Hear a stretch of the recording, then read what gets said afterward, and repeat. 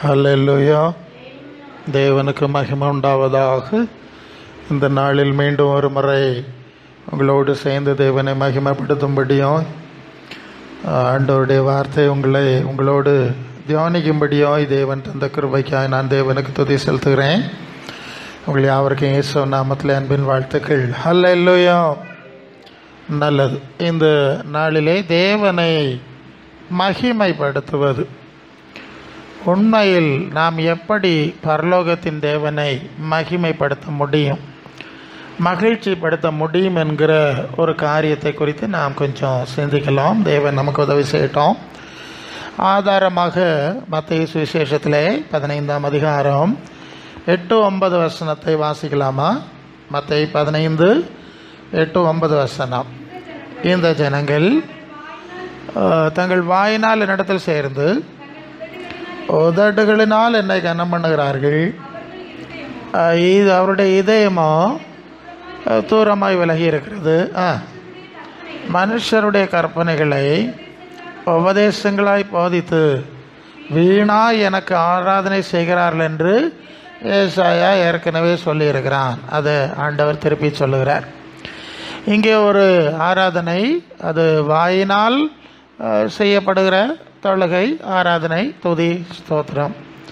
ஆனால் மனம், இதயம் என்னை விட்டு விலகி இருக்கிறது.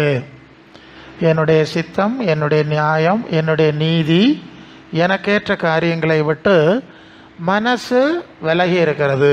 அது அடுத்த வசனத்தில் அவங்களுடைய மனங்கள் மனித கட்டளைகள், கற்பனைகள், யோசனைகள், போதனைகளினாலே நிரம்பி இருக்கிறது.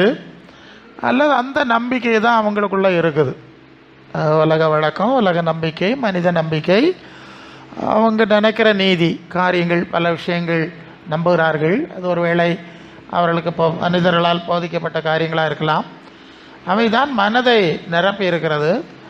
ஆனால் வாய் தேவனை துதிக்கிறது, மகிமைப்படுத்துகிறது. இப்படி ஒரு நிலை இருக்கிறது என்பதை ஆண்டவர் குறிப்பிடுகிறதை பார்க்கிறோம். பொதுவாக நாம் தேவனை மகிமைப்படுத்த வேண்டுமென்றால் ஸ்தோத்திர பலியிடுகிறவன் தேவனை மகிமைப்படுத்துகிறான் என்ற வசனங்களை நாம் வாசித்திருக்கிறோம். பாட்டுகளினால், துதிகளினால், அவரை புகழுகிறதுனால் அவர் மகிமைப்படுகிறார் என்று தான் நாம் பொதுவாக நாம் நினைக்கிறோம். அது ஓரளவுக்கு உண்மையாயினும் அதற்குள்ளே இருக்கிற ஆழத்தை இங்கே ஆண்டவர் நமக்கு கற்றுக் கொடுக்க வேண்டும். இங்கே 2 காரியத்தை குறிப்பிடுகிறார். ஒன்று, வாயினால் நாம் செலுத்துகின்ற துதி ஸ்தோத்திரங்கள். இன்னொன்று, இதயபூர்வமாய் தேவ சித்தத்தை அறிந்து நடக்கிற அனுபவம். ஏன்னா மனித கட்டளைகள், கற்பனைகள் போன்ற காரியத்தை அவர்கள் நம்பி அதை தான் செயல்படுத்துகிறார்கள். செயல்பாட்டிலே அவர்கள் அந்த காரியத்தை செயல்படுத்துகிறார்கள்.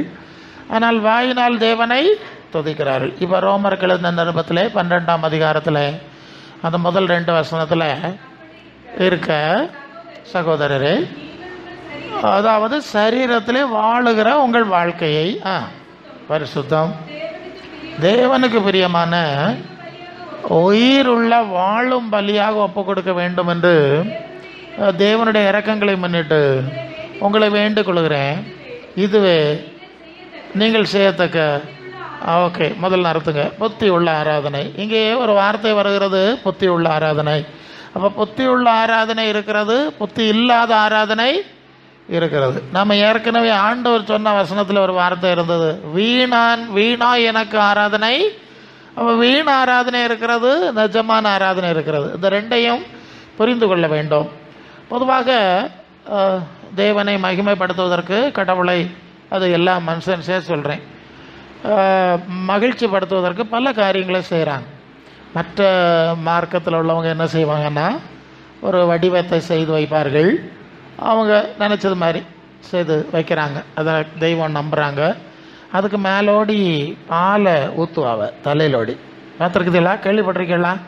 இதுக்கு பால அபிஷேகம்னு சொல்லுவாவ. பாலை அந்த அவங்க நம்புகிற அந்த வடிவத்துக்கு மேலோடி ஊற்றுவார்கள். இனி பஞ்சாமிரத அபிஷேகம்னு சொல்லுவாங்க. பஞ்சாமிரதம்னு ஒன்று செய்வாங்க, ரொம்ப டேஸ்டான ஒன்று. அதையும் தலையிலோடி அபிஷேகம் பண்ணுவாங்க. தேன் அபிஷேகம்னு சொல்லுவாங்க. இப்படிலாம் நான் உண்மையாக சொல்லுகிறேன். நிறைய வழிபாடு இருக்குது, ஏகப்பட்டது. வட்டாய் மாலை போடுகிறார்கள். இதெல்லாம் என்ன நினைக்கிறாங்கன்னா, இப்படி நாம் அதுக்கு மேலே தலையில் ஓடி ஊற்றினா அல்லது நல்ல சுவையான காரியங்களை அதுக்கு படைச்சா அவங்க நம்புகிற அந்த தெய்வம் மகிழ்ச்சி அடையும் இல்லையா? அவங்க நம்பிக்கை நம்ம மகிழ்ச்சி அடைகிறது மாதிரி அந்த தெய்வங்களும் மகிழ்ச்சி அடையும் என்கிறதான ஒரு நம்பிக்கையில் அதை செய்கிறாங்க. அப்போ கடவுளை மகிழ்ச்சி படுத்துவதற்கு இப்படி செய்யணும். மலர் அபிஷேகம், மாலைகள் போடுவது, மணப்பொருட்களை கொளுத்துவது, மணப்பொருட்களை ஊற்றி விடுவது, இந்த பன்னீர் இந்த மாதிரிலாம் ஊற்றுவது, இதெல்லாம் எதுக்கு செய்கிறாங்கன்னா கடவுளை, அவங்க நம்புகிற கடவுளை சந்தோஷப்படுத்துது. சரிதானே? அதுக்கு சந்தோஷப்படுத்துகிறோம், அதை மகிழ்ச்சிப்படுத்துகிறோம் என்கிற எண்ணத்தில் தான் இப்படிப்பட்ட காரியத்தை செய்கிறாங்க. ஸோ இது போல் நாம் அந்த மாதிரி செய்கிறதில்ல. நாம் அவரை புகழ்ந்து பாடுகிறோம், துதி செலுத்துகிறோம். அப்போ அவர் சந்தோஷப்படுவார். ஏன்னா நம்ம மற்றவங்க புகழ்ந்து பாடினா நமக்கு சந்தோஷம் உண்டாகுது இல்லையா? இதுபோல் அவரை புகழ்ந்து பாடினா சந்தோஷம் உண்டாகிறது என்ற ஒரு நம்பிக்கை இருக்கிறது. இதுவும் மற்ற மார்க்கங்களில் இருக்குது. சந்தோஷப்படுத்துறதுக்காக நிறைய பாட்டு பாடுவாங்க, நிறைய மந்திரங்கள்லாம் சொல்லுவாங்க, அதெல்லாம் அவங்க சொல்கிறாங்க. இது உண்மையா என்று கேட்டால், இயேசுவின் சுவிசேஷத்தின் சத்தியங்களை ஆராயும் போது இது உண்மை அல்ல. இப்படிப்பட்ட காரியங்கள் செய்கிறதுனால பரலோகத்தின் தேவன் மகிழ்ச்சி அடைவது இல்லை. சரிதானே? அதை தான் அங்கே சொல்லிட்டார், வாயினாலே நீங்கள் துதிக்கிறீங்க. ஸோ இதனால் பரலோகத்தின் தேவன் எல்லாருடைய பாட்டையும் எல்லாருடைய புகழுரையும் அவர் கேட்டு சந்தோஷப்படுத்திக்கிட்டு இருக்கிறவர் கிடையாது. இன்னும் ஒன்று சொல்லணும், அது ஒரு வார்த்தை சொல்லுவாங்க. அதாவது நாங்கள் சுவிசேஷ பணி செய்யும்போது சில விசித்திரமான சூழ்நிலையில் உள்ள மனிதர்களை சந்தித்திருக்கிறோம். குறிப்பாக இந்த நாஸ்திகர்கள், கடவுள் மறுப்பாளர்கள் என்று சொல்கிறவங்கள சந்திப்போம். அப்போது அவங்க கேட்பாங்க, உங்கள் கடவுள் என்ன தோத்திர பிரியனா? என்ன வார்த்தை? தோத்திர பிரியனா? அவரை ரொம்ப புகழணும்னு அவர் விரும்புகிறாரா? அவரை நீங்கள் புகழாட்டா அவருக்கு கோவம் வந்துடுமா? அவர் புகழ்ந்தாதான் நீங்கள் கேட்குற வரையெல்லாம் தருவாரா? அவங்க அப்படி புரிஞ்சிருக்கிறாங்க. ஏன்னா பார்க்குறாங்கல்ல, கடவுள்னா தோத்திர பிரியன், ரொம்ப அவரை புகழ்ந்து பேசுகிற ஆளுக்கு வரம் கொடுப்பாரு, புகழாத ஆளுக்கு வரம் கொடுக்க மாட்டார். இப்படித்தானா அப்படின்லாம் விசித்திரமாக கேள்வி கேட்பாங்க. ஸோ மற்றவங்க என்ன பதில் சொல்லுவாங்கன்னு தெரியாது. எனக்கு தேவன் தந்த வெளிச்சத்தின்படி நான் சொல்லுவேன், நிச்சயமாக இல்லை. இல்லை ஒரு அரசியலில் ரொம்ப புகழ்ந்து பாடினா அவங்க பதவி கொடுக்குறாங்கல்ல. ஆமாம், பதவி கொடுக்குறாங்க எல்லாம் உலகத்தில் நமக்கு தெரியும். இது அது மாதிரியான ஒரு விஷயம் அல்ல. ஒரு ஐடியா கிடச்சிருக்கோன்னு நினைக்கிறேன். உலகத்தில் மற்றவங்களை புகழ்ந்து துதி பாடி காரியம் சாதிக்கிறது மாதிரி உள்ள விஷயம் அல்ல தேவ ஆராதனை என்று சொல்வது. அப்படிப்பட்ட பொருள் உள்ளது அல்ல. இது நம்முடைய வாழ்வை தேவ சித்தத்துக்கு பூரணமாய் அர்ப்பணிக்கிற அனுபவம் அல்ல. அந்த அனுபவம் இல்லைன்னா மற்ற எல்லாமே வீணாகிவிடும், பயனற்றதாகிவிடும். ஸோ இதை கொஞ்சம் பார்க்குறோம். அப்போ தேவனுக்கு பிரியமான பலி என்றால் என்ன? அப்போ நம்மை அவருக்கு அர்ப்பணிப்பது இன்னும் முதல் வசனம் பார்த்துட்டோம். இப்போ அடுத்த வசனம் சொல்லுது, அது எப்படி, அந்த அர்ப்பணம் எப்படி இருக்க வேண்டும் என்ற ஒரு விளக்கத்தை பார்க்குறோம். நீங்கள் இந்த பிரபஞ்சத்துக்கு ஒத்த வேஷம் தெரியாமல் பரலோக தேவனுடைய பார்வையில் நன்மையும் அவருக்கு பிரியமும் அவருடைய பரிபூர்ணமான சித்தம் என்னதென்று பகுத்தறியத்தக்கதாக உங்கள் மனம் புதிதாகிறதுனால, சரி மறுரூபம். இப்போ மனம், அப்போ வாழ்க்கையை அர்ப்பணிக்கிறதுனா என்ன அர்த்தம்? உங்கள் மனசு புதிதாக வேண்டும். அது எப்படி புதுசாகணுமா? எது தேவனுக்கு சித்தம், எது தேவனுக்கு பிரியம், எது தேவனுடைய பார்வையில் நன்மை என்று பகுத்தறியத்தக்கதாக உங்கள் மனம் புதிதாக வேண்டும். இதுதான் புத்தி உள்ள ஆராதனையினுடைய அடிப்படை. ஹல்லேலூயா. ஒரு ஐடியா கிடச்சிருக்கோம். நாம் சேவிக்கிற தேவன் பரலோகத்தின் தேவன். அந்த பரலோகத்தின் தேவனை உண்மையாக மகிமைப்படுத்தக்கூடிய, மகிழ்ச்சிப்படுத்தக்கூடிய நுட்பமான காரியத்தை தான் நாம் இப்போது சிந்திக்கிறோம். வழக்கமாக நாம் வாயின் வார்த்தையினால் செய்கிற பாட்டுகளையும் துதிகளிலே மகிழ்ச்சி அடைகிறார் என்று நாம் நினைத்து கொண்டிருக்கிறோம். ஆனால் ஆண்டவர் சொல்கிறார், அப்படி அல்ல. உங்களுடைய இதயம் தேவ சித்தத்தை அறிகிற அறிவினால் நிரப்பப்பட வேண்டும். அல்ல, உங்கள் மனசு பரலோக தேவனுக்கு பிரியமானவிலை பகுத்து பார்க்கக்கூடிய ஒரு பக்குவத்துக்குள்ளே வரணும். சரிதானே சொல்லுது? அப்படி வராவிட்டால், அப்படி அதற்கேற்ப நீங்கள் செயல்படாவிட்டால் உங்கள் ஆராதனை வீண் ஆராதனை ஆகிவிடும். அல்லையோ, புத்தியற்ற ஆராதனை ஆகிவிடும். பழைய ஏற்பாட்டில் ஒரு சம்பவத்தை பார்க்கலாம்.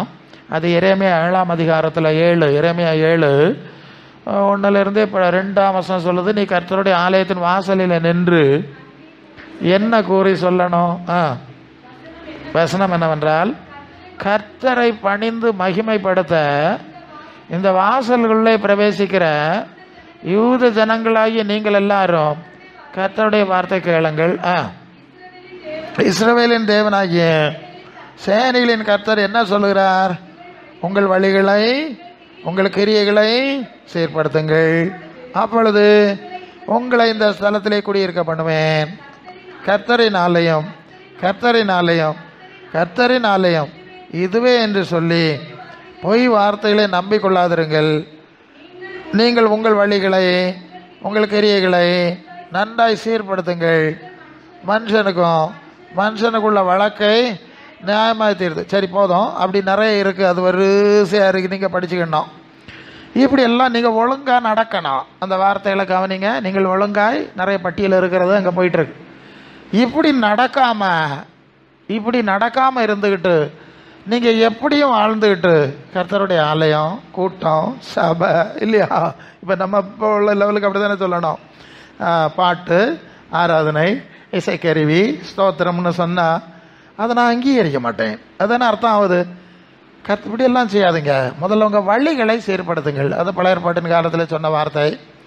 இப்போது சொல்லப்பட்ட வார்த்தை என்னது? பரலோக தேவனுக்கு பிரியமும் நன்மையான சித்தம் என்னதென்று பகுத்து வாழ பழகுங்கள். சரிதானே? புரிஞ்சுதா? அப்படி இல்லாமல் செய்யக்கூடிய வார்த்தை ஆராதனைகள் பயனற்றது. அது விக்கிரக ஆராதனைக்கு ஒப்பானது அல்ல இல்லையா?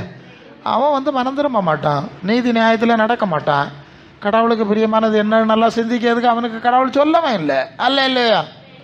வந்தியா, பாலை ஒத்துனியா, பஞ்சாமிரதத்தை போட்டியா, சாம்பிராணியை போச்சியா, பூ போட்டியா, போயிட்டே இரு, அதுக்கு வேற பிரச்சனை இல்லை.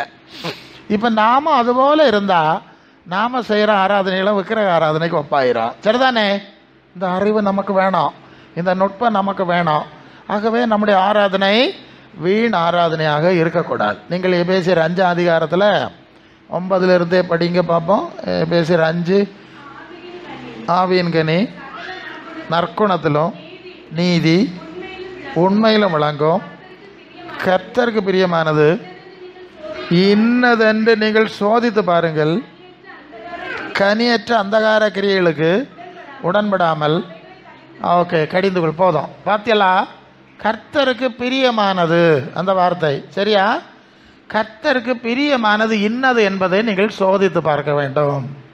நம்ம நினச்சிக்கிட்டு என்னன்னா, ஸ்தோத்திர பலி துதி செலுத்திட்டா அவர் பிரியமாக இருந்துருவார், மகிமைப்பட்டுருவார், அவர் சந்தோஷப்படுத்துவார்னாக்க நினச்சிட்டு இருக்கோம். ஆனால் இங்கே வசனம் சொல்லுது, கர்த்தருக்கு உண்மையில் எது பிரியம் என்பதை சோதித்து பார்க்க வேண்டும். இதே விஷயத்தை தான் அந்த ரோமர் 12:2 படித்தோம். அவருடைய தேவனுக்கு பிரியமும் நன்மையும் இன்னதென்று பகுத்து பார். அங்கே என்ன வார்த்தை பார்த்தோம்? பகுத்து பார்க்க வேண்டும் என்ற வார்த்தை. இங்கே உண்மையிலே கர்த்தருக்கு பிரியமானது எது என்பதை நீங்கள் சோதித்து பார்க்க வேண்டும்.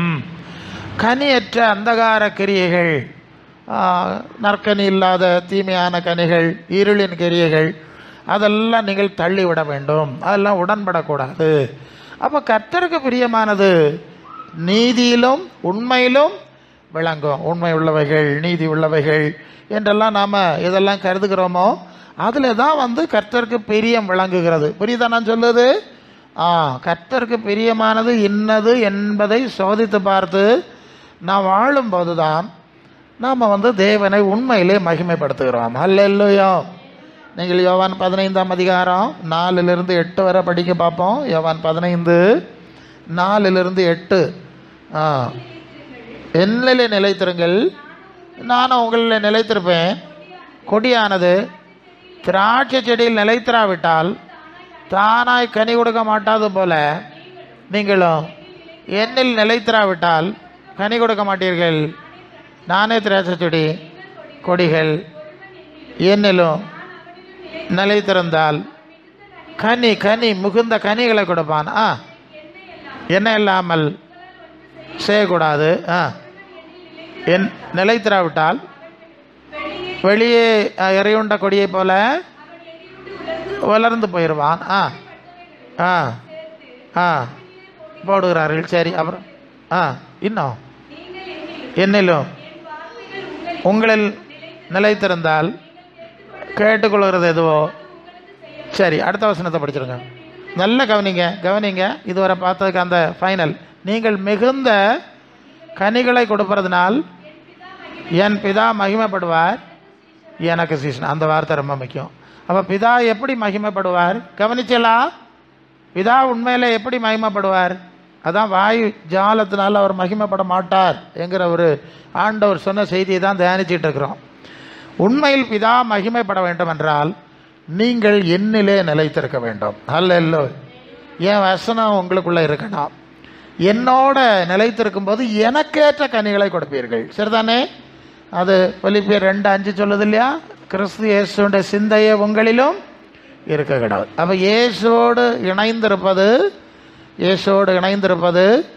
இயேசுவின் வசனத்தை கடைபிடிப்பது, கிறிஸ்துவுக்கு ஏற்ற கனி கொடுப்பது. சரிதானே?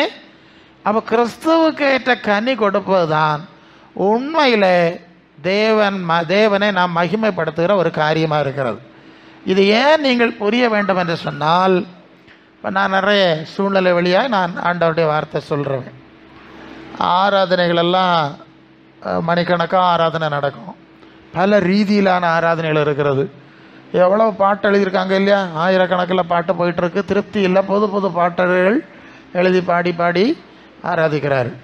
ஸோ நான் இதை கவனிக்கும்போது இப்படி நாம் நிறைய பாடுறதும் இசைக்கருவி மீட்டுறதுலையும் அவர் ரொம்ப மகிமைப்படுகிறார் என்று ஒரு ஆழமான தாக்கம் ஜனங்களுடைய மத்தியில் பதிந்திருக்கிறது. நான் சொல்வது சரியா? நீங்கள் புரியணும். அல்ல இல்லையா? நம்ம ரொம்ப பாடுனா, புது பாட்டு பாடுனா, எங்கள் உயிரே இல்லையா, டேடி, மம்மி இல்லையா, நிறைய வார்த்தைகள் இருக்குது. இப்படி எல்லாம் போட்டு பாடுனா, ஆமாம், உண்மைத்தான் நம்பி இருக்கோம், அற்புதங்கள் செய்யணுமே, இப்படி எல்லாம் பாடுனா அவர் சந்தோஷப்படுவார்னாக்க நம்ம நினச்சிட்டு இருக்கிறோம். இப்போ உள்ள ட்ரெண்ட் அப்படி தான் போகுது. அப்போ எனக்கு ஆவியானவர் என் உள்ளத்தில் சொன்னார், அப்பா எல்லாருமே இப்படி பாட்டு பாடிக்கிட்டே இருக்காவ, ஒருத்தரை எனக்கு ஏற்ற கனி கொடுக்கல. சரிதானே? எனக்கு பெரிய மனதுன்னு என்னன்னு சிந்திக்கவே இல்லை. ஆராதனை மட்டும் மணிக்கணக்காக போகுது. ராத்திரி ஆராதிக்கணும், பகல் ஆராதிக்கணும், கண்ணை மூடி ஆராதிக்கணும், கண்ணு திறந்து ஆராதிக்கணும் இல்லையா? நம்ம நிறைய பார்த்துட்டு இருக்கோம். அப்புறம் பார்த்தா ப்ராக்டிக்கலாக பார்த்தா ஒத்த பைசாய்க்கும் உதவாது. அல்ல இல்லையா? ஒரு ஆண்டவருடைய கிரியை அவங்க வாழ்க்கையில் பார்க்க முடியலை, கிருவையை பார்க்க முடியலை, ஆராதனைக்கு குறை இல்லை. அவிசுவாசிகளும் கெட்டவர்களை போல இருப்பார்கள். சரிதானே?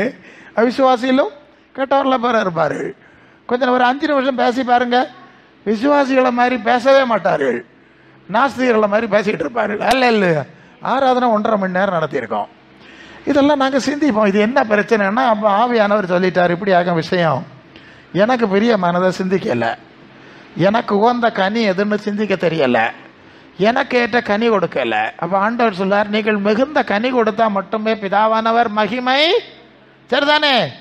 இதை நீங்கள் சரிப்படுத்தணும். சரிப்படுத்தாமல் வெறும் ஆடல் பாடலில் போனீங்கன்னா உண்மையை சொல்கிறேன், பல சந்தர்ப்பத்திலே தோல்வி அடைஞ்சிருவாங்க. அல்ல இல்லையா? வாழ்க்கையை பற்றி சிந்திக்கலை, கர்த்தரை மகிமைப்படுத்துறது உண்மையில் எது என்கிற ஒரு புரிதல் இல்லாத ஒரு பெரிய கன்ஃபியூஷனில் மாட்டிக்கொள்கிறார்கள். அல்ல இல்லை? மத்திய 5:16 ஆண்டவர் சொல்வார், உங்கள் நற்கிரியைகளை கண்டு பரலோகத்தில் இருக்கிற பிதாவை மகிமைப்படுத்தும்படி உங்கள் வெளிச்சம் அவர்கள் முன்பதாக பிரகாசி. அப்போது பிதாவை மற்றவங்க மகிமைப்படுத்துறது எப்படி? உங்களுடைய நல்ல குணங்களை பார்த்து. அல்ல இல்லை, உங்களுடைய நல்ல செயல்களை பார்த்து இல்லையா? அப்படி தானே மகிமைப்படுத்த முடியும். சும்மா சத்தம் போட்டு கையை காலை உதறிட்டு போகிறதுனால ஒன்றும் மற்றவே மகிமைப்படுத்த மாட்டாவ, அவங்க கிண்டல் அடிப்பாவ.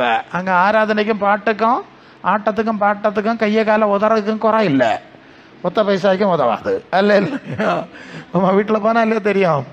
ஆமாம், புருஷன் பஞ்சாதியை பற்றி சொல்லுவான், ஓயாமல் கூட்டான்னு போகிறா, அவளுக்கு லட்சணம் எப்படி இருக்குன்னு அவன் சொல்லுவான். இப்படி மாறி சொல்லுவாவ. அப்போ கனி இல்லையா, குணம் இல்லையா? இவ பரலோகத்துக்கு போனால் அவளுக்கு போனால் நாங்கள் போவோம் நல்லவா, அடுத்த வீட்டுக்காரே. இப்படி இருந்தால் எப்படி? புரியுதா நான் சொல்லுது? ஆண்டவர் சொல்லுவார், நம்முடைய நற்கனிகள் முடிந்த அளவு. நமக்கு சில உலகத்தில் சில சூழ்நிலையில் ரொம்ப கரெக்டாக நடக்க முடியாது, வீழ்ச்சிகள் வந்துடும். அதெல்லாம் தள்ளாட்டம் வரும், இதெல்லாம் இயல்பு தான், அதெல்லாம் இல்லைன்னு சொல்லலை. ஆனாலும் நாம் தேவனை மகிமைப்படுத்த வேண்டும் என்று விரும்பினால் எப்போதும் நம்முடைய கனிகள் எல்லா ரீதியிலும், நம்முடைய வார்த்தைகளாக இருக்கலாம், நம்முடைய செயல்பாட்டாக இருக்கலாம் இல்லையா, அதெல்லாம் கிறிஸ்துவுக்கேற்ற கனி நிறைந்ததாக காணப்பட்டால் மாத்திரமே நம்ம உண்மையிலே தேவனை மகிமைப்படுத்த முடியும். சரிதானே? அப்படி இல்லைன்னா மகிமைப்பட மாட்டார், ஆண்டவர் நம்மோடு கூட இருக்க மாட்டார். அதை நீங்கள் புரிஞ்சுக்கணும். சரி, அப்போ பிரசங்க யாரே பாட்டு பாடப்படாதா, இதெல்லாம் செய்யப்படாதான்னா, உண்மையிலே இந்த பாட்டுகளெல்லாம் நமக்கு எதுக்கு பாடுறோன்னா, கொஞ்சம் ஆழமான தகவல் தான் நான் உங்களுக்கு சொல்லுகிறேன்.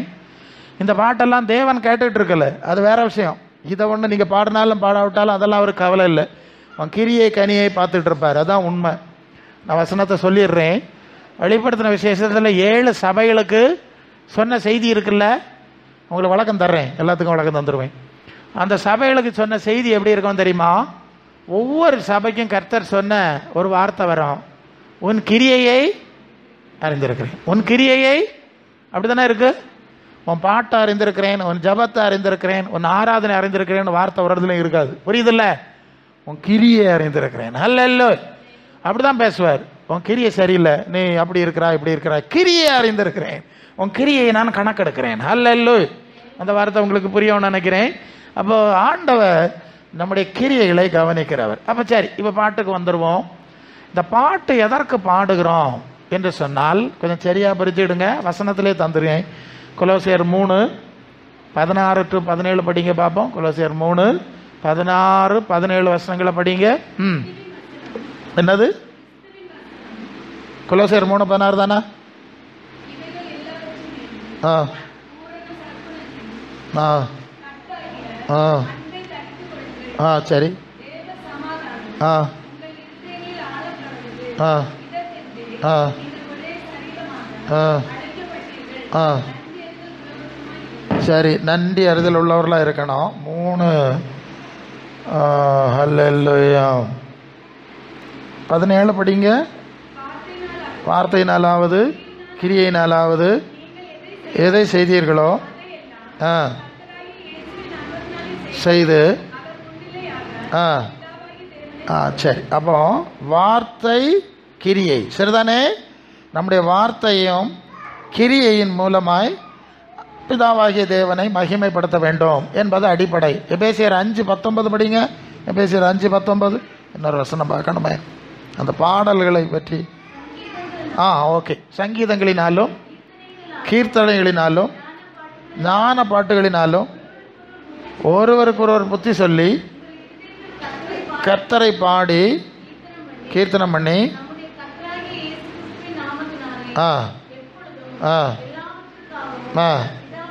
தேவனை சரி போதும் ஸ்தோத்திரியுங்கள். பிதாவாகிய தேவனை ஸ்தோத்திரியுங்கள் சரிதானே? அதை பிதாவாகிய தேவனை எப்படி மகிமைப்படுத்தணுமா? சங்கீதங்களினாலும் சொல்லுங்க, ஞான பாட்டுகளினாலும் அந்த வசனத்தை சரியா படிக்கணும். திருப்பி இருக்க படிங்க. சங்கீதங்கள் சரி, கீர்த்தலினாலும் சரி, ஒருவருக்கு ஒருவர் புத்தி சொல்லி. That's the word. அல்ல. அப்போ நாம எதுக்கு பாடுகிறோம் தெரியுமா? அந்த இடத்தை புரிஞ்சு கொள்ளுங்க. பாடல்களிலே பயன்படுத்துகிற வரிகளினாலே நாம் நமக்கு நாமே புத்தி சொல்லுகிறோம். முதல் விஷயம் சரிதானே? நமக்கு நாமே புத்தி சொல்றோம் இல்லையா? தேவனே ஆலயமே, பரிசுத்த ஆலயமே, மகிமையின் ஆலயமே, நாமே அவ்வா. நமக்கு தான் அதனை புத்தி சொல்றோம் சரிதானே? இப்ப தேவனை பாடல, நமக்கு நாம புத்தி சொல்லுகிறோம். நம்பர் 1. 2வது மற்றவர்களுக்கு புத்தி சொல்லுகிறோம். பாட்டுல, பிரசங்கம் இல்லை, பாட்டுல நமக்கு நாமே புத்தி சொல்லுகிறோம், மற்றவர்களுக்கு புத்தி சொல்லுகிறோம் சரிதானே? சந்தேகம் இல்லை. அப்ப சங்கீதம், ஞான பாட்டு, கீர்த்தனைன்னு சொல்லுது எல்லாமே இந்த மாதிரியான காரியத்திற்காய் அமைக்கப்பட்டிருக்கிறது. அதில் பயன்படுத்துகிற வார்த்தைகள் நமக்கு விசுவாசத்தை கொடுக்கிறது, நமக்கு ஆறுதலை, நமக்கு நாமே ஆறுதலை கொடுக்கிறது, புத்தி சொல்லுகிறது, மற்றவர்களுக்கு அதுபோல நாம புத்தி சொல்லுகிறோம். அப்போ இதெல்லாம் பாட்டுனாலே கீர்த்தனைகளினாலே நாம் செய்கிறோம். இதை புரிஞ்சு கொள்ளுங்க. அப்போ இந்த பாடல்கள் நம்முடைய மனதை ஸ்திரப்படுத்துவதற்கு, சீர்படுத்துவதற்கு, மற்றவர்களுக்கு புத்தி சொல்வதற்கு தான் இந்த பாடல்களை நம்ம பயன்படுத்துகிறோம். சரிதானே? எஸ், அதான் உண்மை. இது அவர் கேட்டுட்டு இருக்க போகிறதில்ல. அவருக்கு நீங்கள் புத்தி ஒன்றும் சொல்லாண்டாம். உங்களை சீர்படுத்துறதுக்கு அப்போ நம்முடைய மனதை தேவனுக்கு நேராய் திருப்புவதற்கு. இப்போ புரியுதா? சரிதானே? இந்த பாடலும் அதன் வரிகளும் அதன் கருத்துக்களும் நம்முடைய மனதை பக்குவப்படுத்துகிறது, அதை பரலோக தேவனுக்கு நேராய் திருப்புகிறது. சரிதானே? இதுக்கு தான் பாடுறோம் நமக்கு நாமே. ஏன்னா நீங்கள் எபிரேயர் 10ஆம் அதிகாரம் 24-25 பாருங்க. எபிரேயர் 10ஆம் அதிகாரம் 24-25 படிங்க. மேலும் அன்புக்கும் நற்கிரியைகளுக்கும் ஏவப்படும்படி ஒருவர் கவனித்து சபை கூடி வரும்போது விட்டு விடுகிறதை போல விட்டு விடாமல் ஒருவருக்கொருவர் புத்தி சொல்ல கடவோம். நாளானது சமீபத்து வர்றதே, எவ்வளவாய் பார்க்கிறீர்களோ அவ்வளவாய் புத்தி சொல்ல வேண்டும். என்ன வார்த்தை? அப்போ சபை கூடி வர்றது எதுக்கு? உண்மையை சொன்னால் ஒரு உண்மையை சொல்லணும். வழக்கமாக நாம் சபை கூடி வர்றது கர்த்தரை ஆராதிக்க வருகிறோம் என்று தான் ஒரு புரிதல் இருக்கிறது இல்லையா? நான் கேட்கட்டா, கர்த்தரை நீங்கள் துதிக்க வேண்டுமென்றால், மகிமைப்படுத்த வேண்டுமென்றால் நீங்கள் சபை கூடி வந்து தான் அதை செய்யணும்னு கிடையாது. அதானே உண்மை? எப்போதும் எல்லாவற்றிலும் கர்த்தரை ஸ்துதி செய்யுங்கள், ஸ்தோத்திரம் செய்யுங்கள்னு வசனம் இருக்கு. எங்கே இருந்தாலும் ஸ்தோத்திரம் பண்ண முடியுமா? முடியாதா? முடியும்.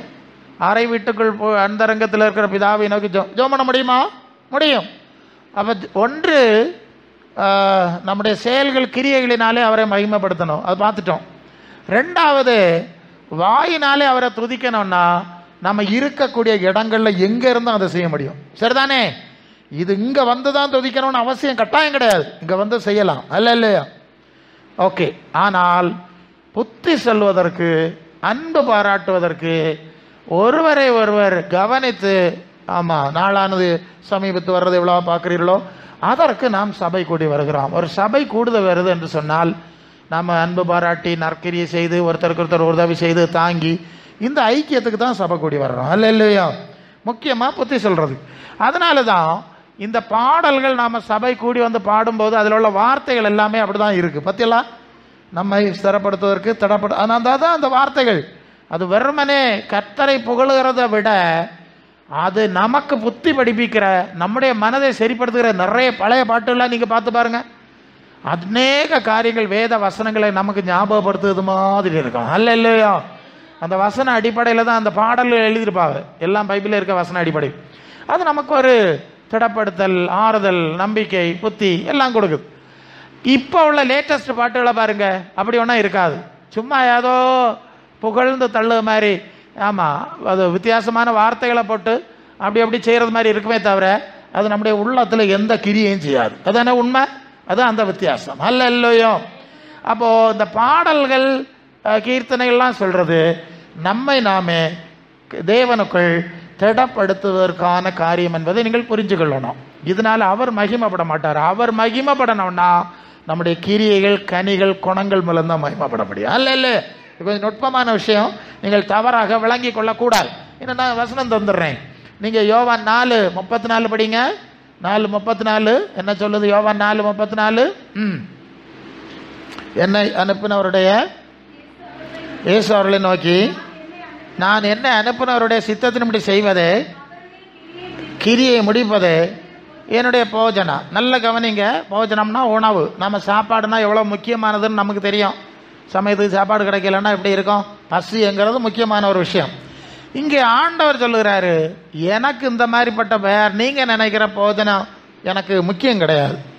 தேவனுடைய சித்தத்தை நான் செய்ய வேண்டும்.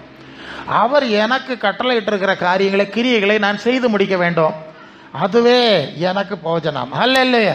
இல்லை கவனிக்கணும். நான் சாப்பிட்ற உணவை விட நான் தேவ சித்தமானவளை செய்து முடிக்க வேண்டும். அவர் எனக்கு ஒப்படைத்த காரியங்களை செய்து முடிக்க வேண்டும். அதுதான் எனக்கு போஜனம்னு சொல்லிட்டு இப்போ 8ஆம் அதிகாரம் 29வது வசனம் யோவானில் வாங்க. அந்த வசனம் ரொம்ப முக்கியம். இது 8:29. என்னை அனுப்பினவர் என்னுடனே கூட இருக்கிறார். நல்ல கவனிங்க, பிதாவுக்கு பிரியமானவளை நான் எப்பொழுதும் செய்கிறபடினாலே அவர் என்னை தனியே இருக்க விடவில்லை. அல்ல, என்ன புரிஞ்சிய? தேவனுக்கு, பரலோக தேவனுக்கு பிரியமான காரியங்களை நாம் செய்கிறவர்களாக இருந்தாதான் அவர் எப்போதும் நம்மோட இருப்பார். ஹல்லேலூயா. வெறும் வாய் ஜாலம் பண்ணிட்டு அனைவர் தப்பாக நினைக்கிறான். ஆவியானவர் கிரியை செய்யும்போது நீங்கள் இயல்பாய் தேவனை துதிப்பீர்கள், அந்நிய பாஷை பேசுவீர்கள், பாடுவீர்கள், அதுக்குள்ளே தப்புன்னு நான் சொல்லலை. ஹல்லேலூயா, தப்புன்னு சொல்லலை. ஆனால் அதை விட முக்கியமான ஐக்கியம் நம்முடைய கனிகள், கிரியைகள், குணங்கள், செயல்களினாலும் தேவ சித்தத்தை பகுத்து பார்த்து நடக்கிறதுனாலும் தான் உண்மையாக மெய்யாக தேவனை மகிமைப்படுத்த முடியும். ஹல்லேலூயா. அப்படி செய்யாமல் இருந்துட்டு மற்ற காரியத்தை மட்டும் நீங்கள் செஞ்சிட்டு இருந்தா அது விக்கிரக ஆராதனைக்கு ஒப்பாக மாறிவிடுகிறது. ஹல்லேலூயா. உங்களுக்கு புரியுது இல்லையா? சரியா புரியுது இல்லையா? வரும் வாய் ஜாலம் இல்லை, கிரியை, கனி, குணம், வாழ்க்கை முக்கியம். அதான் நீங்கள் புரிஞ்சுக்க. இப்போ நீங்கள் ரோமர் 8:14 என்ன சொல்லுது பாருங்க. ரோமர் 8:14, எவர்கள் தேவனுடைய ஆவியினால் நடத்தப்படுகிறார்களோ அவருடைய தேவபக்தர். நல்ல கவனிக்கலாம். இங்கே என்ன வார்த்தை பார்க்குதிய? எவர்கள் ஆவியினால் நிறைந்து துதித்து கொண்டிருக்கிறார்களோ, பாடிக்கொண்டிருக்கிறார்களோ, ஆராதனை செய்து கொண்டிருக்கிறார்களோ அவர்கள் தான் தேவ பிள்ளைன்னு இங்கே சொல்லலை. இங்கே என்ன சொல்லுதுன்னா, அந்த ஆவியானவருக்கு அடங்கி நடக்கிறார்களா? புரியுதா நான் சொல்றது? இதான், அந்த ஆவியானவருக்கு அடங்கி நடக்கிறார்களா, அந்த ஆவியானவருடைய நடத்தலுக்கு கீழ்ப்படிந்து நடக்கிறார்களா? இப்போ ஆவியானவருக்கு அடங்கி நடக்கலை, அவர் சொல்லுது கேட்கல, அப்போ என்ன நடக்கும்? அது எபேசியர் நிருபத்தில் 4:30, மீட்கப்படும் நாளுக்கென்று முத்திரையாய் பெற்ற பரிசுத்தாவியை துக்கப்படுது. 5:30, 4 அன்றியும் மீட்கப்படும் நாளுக்கென்று முத்திரையாய் பெற்ற பரிசுத்தாவியை துக்கப்படுது. அப்போ எப்படி துக்கம் உண்டாகும்? இப்போ நமக்கு எப்படி துக்கம் உண்டாகுது? லே இங்கே வேலை இதை செய்யலைன்னு சொன்னால் நான் அங்கே போவேன் என்ன போனால் நமக்கு துக்கம் உண்டாகும். நம்ம சொல்லுறதுக்கு பிள்ளைகள் கீழ்ப்படிஞ்சா நமக்கு சந்தோஷம். அதானே உண்மை, அதானே உண்மை.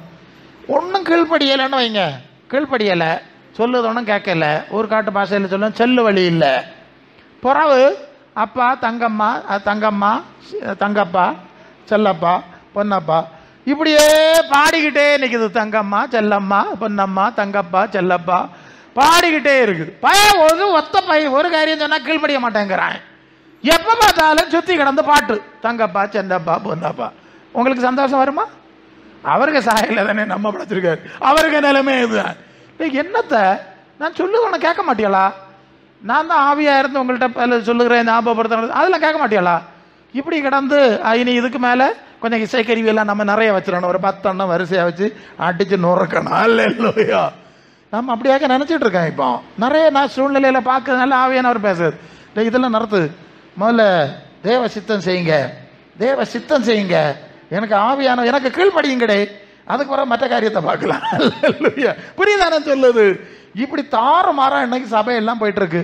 அதனாலேயாக நான் உங்களுக்கு இந்த ஆவியானவர் இந்த செய்தியை நமக்கு தந்து கொண்டிருக்கிறார். இங்கே இந்த மல்கியான்னு அன்னைக்கு மல்கியா தானே தீர்க்க சம்ஸ்கிருதத்தில் ஒரு வசன வார்த்தை இருக்கு. அல்லேலூயா. அது என்னன்னா, உன் வாத்தியங்களின் ஆமாசா அல்லேலூயா நான் தெரியாது, அது எப்போதாவது தான் பயன்படுத்துது. உன் வாத்தியங்களின் இரைச்சல்களை என்னை விட்டு அகற்று. ஆமா அப்படிதான் நேராக வருது. அதாவது அது ஆமோஸ் 8:5 5:23 படிங்க, நீங்க படிங்க. 23 5:23. உன் பாட்டுக்களின் இரைச்சலை என்னை விட்டு அகற்று, உன் வீணைகளின் ஓசையை நான் கேட்க மாட்டேன். நியாயம் தண்ணீரை போலவும் நீதி வற்றாத நதியை போலவும் புரண்டு வர போதும். பார்த்தலாம் அவர் சொல்ல வார்த்தையை பாருங்க. இப்படி கிடந்து இறையாத, நியாயத்தை நீதியும் செய், சரிதானே, உண்மையை செய், சத்தியத்தில் நட, அதுதான் எனக்கு பிரியம். அப்போ அங்கேயே இதை சொல்லிட்டார். ஸோ இது இப்போ இந்த காலத்து சபைகளுக்கு இந்த காரியம் மனசிலாகல, அவர்கள் வேற லைனில் போயிட்டுருக்காவ. அதனால தங்கள் ஜீவியம் ஆண்டவரோடு இல்லாமல் அது வேற திசையிலே போயிட்டுருக்கு. அல்லேலூயா. அப்போ தேவனை மகிமைப்படுத்துவது என்பது தேவ ஆவியானவருக்கு கீழ்ப்படிந்து நடப்பதில் தான் இருக்கிறது, சரிதானே? இது ரொம்ப கவனத்தில் வச்சனா. அப்போ இதெல்லாம் விடுபட்டு போய் வேற ரீதியில் போய் ஐயே ஆண்டவர் என்ன கை விட்டுட்டாரு, நான் கூப்பிட்டேன் கேட்கல, அவர் கூப்பிட்டவாட நீங்களும் கேட்கல, அவர் சொன்னதை நீங்களும் கேட்கல, இப்போ நீங்கள் சொன்னால் அவர் கேட்கல. அல்ல இல்லையா? ரெண்டும் சரிதானே? அதான் உண்மை. அப்படி தான் அந்த நம்முடைய விசுவாச வாழ்க்கையில் அந்த சபையில் எல்லாம் வீழ்ச்சிகள் வர்றதுக்கு காரணம் இதுதான். அல்ல இல்லையா? இப்படி மெய்யான முக்கியமான விஷயத்த கோட்டை விட்டுருவாங்க. பிறகு நான் சாப்பிடாம இருக்கேன், நான் உபவாசம் இருக்கேன், 40 நாள் தின்னல, 40 நாள் தின்னாம நடந்தேன், அவருக்கு என்ன வரப்போகுது இப்போ? அல்ல இல்லையா? ஆமாம், பல வேளை அப்படி நடந்துடும். 40 நாள் உபவாசம், இந்த ஆளுக்கு புத்தி மாறாது. 40 நாள் தின்னாம கிடந்துக்கிட்டோம், குணம் மாறையில இன்னும் கொள்ளாமா, குணம் மாறையில் 40 நாள் உபவாசிருக்கு. சரி, ஏதாவது வாழ்க்கையில் மாற்றம் உண்டா? கிரியில் மாற்றம் உண்டா? குணத்தில் மாற்றம் உண்டானா? ஒன்றும் இல்லையே. பின்ன எப்படி? ஆமாம், பட்டினி கிடக்க சிலருக்கு அது வேகம் ஏறி இருப்பான். ஆமாம், அப்படிலாம் சொல்லு அவ. சரி இருக்கட்டு. அப்போது குணம் மாறையில், கிரியை மாறையில், நான் தின்னாம கிடப்பேன், குடிச்சாம கிடப்பேன், இப்படியெல்லாம் சொல்லிட்டு இருப்பாவ. அதெல்லாம் ஆண்டவர் அங்கீகரிக்க போகிறதில்ல. அல்ல இல்லையா? உபவாசங்கிறது சுயத்தை ஒடுக்குதல். என்னது? சுயத்தை. அதுதான் அர்த்தம், சரியான அர்த்தம். சுயந்தான் சாவலியே, தேவநீதிக்கு அர்ப்பணிக்க மாட்டேங்கிற, சாப்பிடாம கிடப்பேன், அதெல்லாம் ஒரு போலியான ஒரு காரியம். அங்கே ஆவியானவர் நடத்தினா நீங்கள் உபவாசம் பண்ணுங்க, அதுக்கு எதிராக பேசலை. குணமும் புத்தியும் நீங்கள் தேவ சித்தத்துக்கு பரவாயில்ல, நான் உபவாசம் பண்ணேன், என் புத்தி தெளிஞ்சிருக்கு, அல்ல இல்லையா?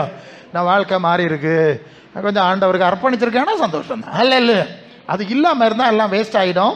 அதை நீங்கள் மனசில் வைக்கணும். சரி, அப்போ கர்த்தருக்கு பிரியமானது இன்னது என்று பகுத்து கனி கொடுத்து வாழ்வதுதான் உண்மையிலே அவரை மகிமைப்படுத்துவது. ஒரு சில வசனம் கூட பார்க்கலாம். கொலோசியர் 3:13-14 படிங்க. கொலோசியர் 3:13-14 படிங்க. ஒருவர் தாங்கணும்,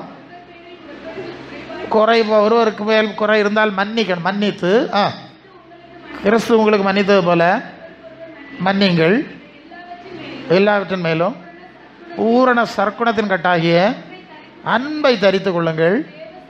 தேவ சமாதானம் உங்கள் இருதயங்களை ஆளக்கடவது, இதற்கென்று நீங்கள் அழைக்கப்படும். அப்போ பார்த்தீங்களா, ஒரு தாங்கினியலா, ஒருத்தருக்கு ஒருத்தர் உதவி செய்தியலா, ஒருத்தருக்கு ஒருத்தர் ஜெபம் பண்ணியலா, ஒருத்தருக்கு ஒருத்தர் மன்னிச்சியலா. இது ஒன்றும் செய்யாது கிடையாது. 1 மணி நேரம் பாட்டு, ஆராதனை, தொழுகை, கையை அடித்து காலை அடித்து நேரம் போக்கு, இது என்ன நடக்கும்? இது ஒன்றும் நடக்க இல்லைன்னா எப்படி கர்த்தர் நம்ம ஆராதனையை அங்கீகரிக்க முடியும்? நம்ம எப்படி பிரியமாக இருக்க முடியும்? இல்லையா? இதெல்லாம் சொல்லியிருக்கு, இதை செய்யணும். கலாத்தியர் 6:2 ஒரு பாரத்தை சுமந்து கிறிஸ்துவனுடைய பிரமாணத்தை.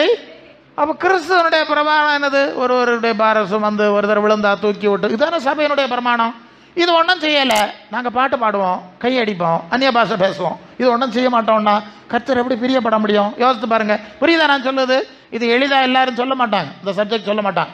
அப்போ நம்முடைய தொழுகை தேவனை பிரியப்படுத்துதா இருக்க வேண்டும் என்றால் இந்த அம்சங்கள் மூலமாகத்தான் முதலாவது பிரியப்பட முடியும். யாக்கோபு 5:16 சொல்லுது, ஒருவருக்காய் ஒருவர் ஜெபம் பண்ணுங்கள். அது படிங்க. 5:16 படிங்க. ஒருவருக்காய் ஒருவர் 5:16, யாக்கோபு 5:16. நீங்கள் சொஸ்தமடையும்படி உங்கள் ஒருவருக்கு ஒருவர் அறிக்கையிட்டு ஒருவருக்கு ஒருவர் ஜெபம் பண்ணுங்க, நீதிமான் செய்யும் வேண்டுதல். சரி, போதும். இங்கே என்ன சொல்லுது? ஒருவருக்காய் ஒருவர் ஜெபம் பண்ணுங்கள். எத்தனை காரியம் இருக்குது? இதெல்லாம் நம்முடைய வாழ்க்கையில் இருக்கிறதா? இதுதான் தேவன் பிரியப்படுகிற கனிகள். அல்ல இல்லையா? கிறிஸ்துவின் சிந்தை இதுதான், கிறிஸ்துவுக்கு ஏற்ற கனிகள் இதுதான். அப்போ கிறிஸ்துவுக்கு ஏற்ற சிந்தையும் கனிகளும் ஆவியானவருக்கு அடங்கி நடக்கிற அனுபவமும் ஆவியானவரிடத்தில் இது ஒன்றும் இல்லாமல் அவர் ஆராதிச்சா போதும் அப்படின்னு ஒரு மோசடியான அனுபவம் சபைகளிலே பரவி வருகிறது. புரியுதா நான் சொல்லுது? அப்போ நம்முடைய கனிகள் கிரியைகளை குறித்து விழிப்பாக இருப்போம், சிந்தைகளை குறித்து விழிப்பாக இருப்போம், ஆவியானவருக்கு கீழ்ப்படிந்து நடக்கிறோமா என்பதில் விழிப்பாக இருப்போம். அப்படி இல்லாமல் இருந்தால் கர்த்தர் மகிமைப்பட மாட்டார். அல்ல, நீங்கள் பார்க்கவே வேண்டாம். பல வசனம் சொல்லிட்டேன். அவர் இந்த வாய் ஜாலத்துக்கு மயங்குகிறவர் அல்ல, அதை எதிர்பார்க்கிறவர் அல்ல. அதான் சொல்லிட்டார்ல, அவன் வீணையை நிறத்து, அவன் பாட்டை நிறத்து, வாய் ஜாலத்தை நிறத்து, கிரியையில் நடத்து, எனக்கு ஏற்ற கிரியைகளை செய்து என்னை மகிமைப்படுத்து. அல்ல, ஆவியினாலும் சரீரத்தினாலும் மகிமைப்படுத்த கடவோம் அப்படின்னு அந்த வசனம். அது 1 கொரிந்தியர் 6:20. படிங்க அந்த வசனம். 6:20, 1 கொரிந்தியர் 6:20. ஆகையால் தேவனுக்குடையவர்களாகிய நீங்கள் சரீரத்தினாலும் ஆவியினாலும் அதை தேவனை மகிமைப்படுத்துங்கள். அந்த வசனத்தை இப்படி மொழிபெயர்க்கலாம், ஆவியினாலே நடத்தப்படுகிற சரீரத்தினாலே அவரை மகிமைப்படுத்துங்கள். அல்ல இல்லையா? ஆவிக்கு மகிமைப்படுத்தணும், ஆவியானவருக்கு கீழ்ப்படிந்து நடக்கிறது தானே. அப்போ ஆவியினால் நடத்தப்படுகிற, ஆவிக்கு அடங்கி நடக்கிற சரீரத்தில் நடக்கிற ரீதியிலே அவரை மகிமைப்படுத்துங்கள். அல்லேலூயா. ஒரு ஐடியா கிடைச்சல. கர்த்தரை உண்மையில் மகிமைப்படுத்துகிற காரியம் எது என்பதை குறித்து ஆவியானவர் நமக்கு கற்றுக் கொடுக்கிறார். இப்போ பிலிப்பியர் 4:8 படிங்க சீக்கிரம். கடைசியாக என் சகோதரரே, அந்த வார்த்தைகளை பாரு. உண்மை உள்ள விளைவுகளோ, ஒழுக்கமுள்ள விளைவுகளோ, நீதி உள்ள விளைவுகளோ, கற்புள்ள விளைவுகளோ, அன்புள்ள விளைவுகளோ, நற்கீர்த்தி எதுவோ, புண்ணியம் எதுவோ, புகழ் எதுவோ, அவைகளே நீங்கள் சிந்தித்து கொண்டே இருங்கள்.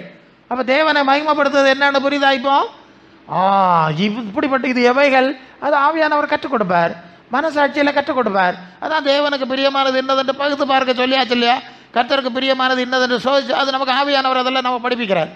இந்த அனுபவத்திலே வளர்ந்து கொண்டு இருக்கிறது தான் உண்மையிலே தேவனை மகிமைப்படுத்துகிற காரியம். அல்ல, இது எவ்வளவு இருக்குன்னு நீங்க பார்த்துக்கிடணும். மற்றதெல்லாம் மகிமைப்படுத்துவது அல்ல. இன்றைக்குள்ள சபைகளுடைய நிலைமை ரொம்ப மோசமா இருக்கு. கிரியைகளும் கனிகளும் குணங்களும் செயல்களும் சிந்தைகளும் பரலோக பிதாவுடைய சித்தத்தை பிரதிபலிக்கவில்லை. அல்லையோ, அவருடைய பூரண சற்குணத்தை. இப்போ பரலோகத்தில் இருக்கிற மத்தேயு 5:48 பரலோகத்தில் இருக்க உங்கள் பிதா பூரண சற்குணராய் இருக்கிறது போல நீங்களும் பூரண சற்குணராய் இருங்கள். சரியா? அப்போ அவருடைய சற்குணம் அது நமக்குள்ள வர்றதானே அவருக்கு பிரியமாக இருக்க முடியும். நமக்கிட்ட இருக்க குணங்கள் நம்ம பிள்ளைகள்கிட்ட இருந்தால் நமக்கு ஒரு சந்தோஷம் வரும் இல்லையா? பரவாயில்ல, எனக்கு குணம் என் பிள்ளைகிட்ட இருக்கு. ஆமாம், நம்ம குணம் இல்லைன்னா ஒரு குணமும் இல்லையே. எனக்கு குணத்தில் ஒரு குணமும் சில ஆளுவ சொல்லுவாவ, தாப்பனுக்கு குணத்தில் ஒரு குணமும் அந்த பயல்கிட்ட இல்லை. இல்லையோ, தாப்பன் இப்படி இருந்தான், மகன் இப்போ தக்கா இருக்கான், ஒரு குணமும் இல்லை. நமக்கும் சங்கடம் தான். இப்படி ஆகிப்போச்சு, இப்படி வாச்சிட்டே எனக்கு ஒன்று, எனக்கு குணமே இல்லை.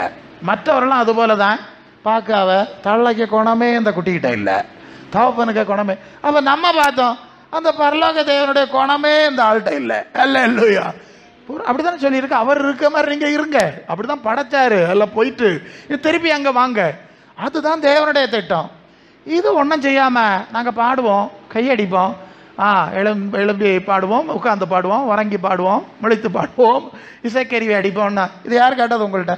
அல்ல, இதெல்லாம் நம்முடைய மனதை உற்சாகப்படுத்துறதற்கு இந்த பாட்டு ஆராதனை வச்சுருக்கோம். அதில் சில விஷயங்கள் இருக்குது, அதை நான் உங்களுக்கு விளக்கிட்டேன். அது நல்லது. இதன் மூலம் நம்முடைய மனசு பண்படணுமா வேண்டாமா? அதான் நான் சொல்லுவேன். இந்த காலத்து பாட்டுகளெல்லாம் நான் ஈஸியாக பாட மாட்டேன். ஒரு பாட்டு பாடுறோன்னா முதல்ல அந்த பாட்டில் உள்ள வரி எல்லாம் என்னன்னு வாஸ்து பார்த்துருக்குது. இது பாடுக்கு யோக்கியம் உள்ளதுதானா? சும்மா உயிரே தயிரே உயிரே தயிரேன்னு சொல்லுதான் மிச்சம், ஒத்த பைசா. அதோட உருப்படியான பாட்டு பழைய பாட்டுகள் தான் நல்லா இருக்கு இல்லையா? அந்த வசன அடிப்படையில் அந்த பாட்டுகளை பாடும்போதே நமக்கு ஒரு உற்சாகம் வந்துடும், நமக்கு ஒரு மனம் திரும்புதல் வந்துடும். பெருசாக எங்கே காண்டோம், ஒரு பாட்டை பாடுவதிலே நமக்கு மனம் திரும்ப வந்துடும். அதுவும் அப்படிப்பட்ட பாட்டு இருந்து. இன்னைக்குள்ள பாட்டெல்லாம் இது வியாபாரத்துக்காக பாடுவது, மக்களை சந்தோஷப்படுத்துறதுக்காக பாடுது. அது ஆத்மாவுக்குள் ஊடுருவி பாயவில்லை. அதனால இந்த காரியங்களுக்கு முக்கியம் கொடுக்காம கர்த்தருக்கு பிரியமானது கனிகள், குணங்கள், செயல்கள், சிந்தைகள், அப்படிப்பட்ட காரியங்களினாலே நாம் கர்த்தரை மகிமைப்படுத்த கற்றுக்கொள்ள வேண்டும். புரிஞ்சது இல்லையா? உங்களுக்கு தவறாக புரிஞ்சிருக்க மாட்டீங்க, சரியா புரிஞ்சு இதெல்லாம் செய்து அதுக்கப்புறம் ஆவியானவர் உங்களை நடத்தும் போது நீங்கள் பாடலாம், துதிக்கலாம், அது உங்களுக்கு தேவனுக்கு இடையில உள்ள தனிப்பட்ட காரியம். ஆனால் இந்த பேஸ்மெண்ட், இந்த அடிப்படை கண்டிப்பாக நம்முடைய வாழ்க்கையில் இருக்க வேண்டும். இல்லைன்னா அது வெறும் விக்கிர ஆராதனைக்கு வைப்பாய். அதை நான் சொல்லிட்டேன்ல, அவனே இப்படி தான், ஒன்றும் செய்ய மாட்டான். பாலை ஊற்றுவான், பஞ்சாமிரதம் ஊற்றுவான். இது மாதிரி தான் நம்ம வாயினாலே அவரை ஜாலம் பண்ண மாதிரி ஆகிவிடும். ஆகவே இந்த காரியத்தை குறித்து நாம் விழிப்பாக இருப்போம். கர்த்தர் நம்மை தொடர்ந்து அவருடைய பாதையில் செம்மையை நடத்துவாராக. ஆமென்.